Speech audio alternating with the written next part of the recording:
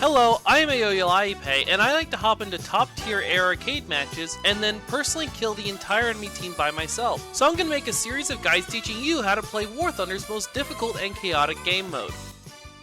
I have a confession to make. I am addicted to shooting A10 players in the face as they try in vain to burst me. I can't help myself, it's just too funny, and adding obnoxious sound effects doesn't help. Headshot. Most players don't realize that head-ons aren't some dumb coin toss, they are 100% a matter of skill, which is why I can stroll right up to A10s, shoot them in the face, and get away with it.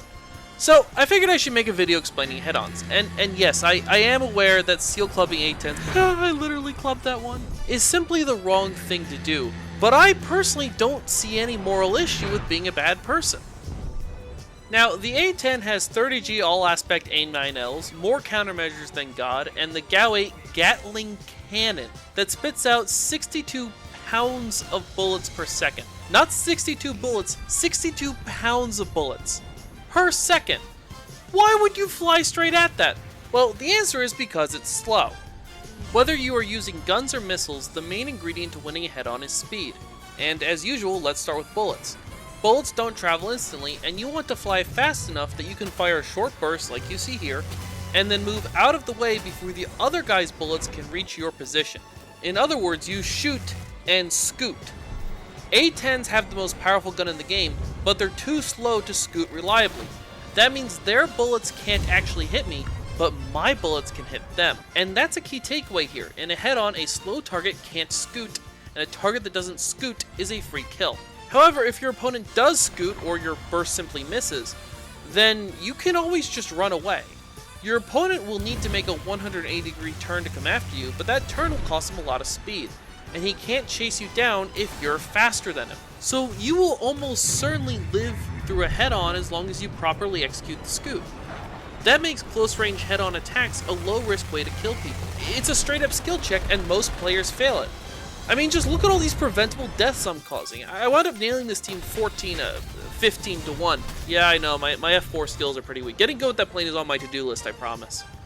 Head-ons are one of the most common skill blind spots for players, and small skill issues in top-tier air arcade can be brutally exploited on a scale that they just can't be in realistic mode. That's because if you can figure out a way to kill each enemy player by yourself, then you have enough ammo and firepower to kill all of the enemy players by yourself. TTAA has no skill cap. It's a brutal winner-take-all game mode, which is a lot of fun if you are the winner who takes all. It's really not an environment to be flying a plane as bad as, say, the A10.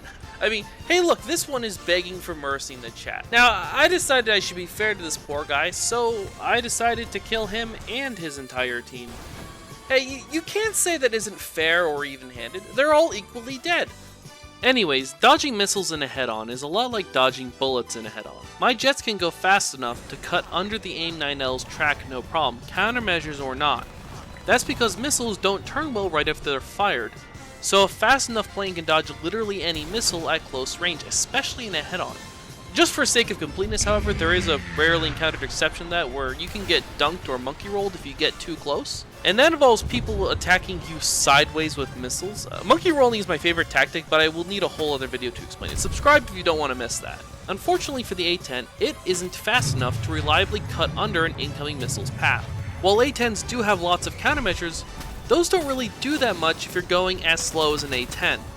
It's funny whenever I see A10s spamming countermeasures, they think that will stop my missile, and it's adorable.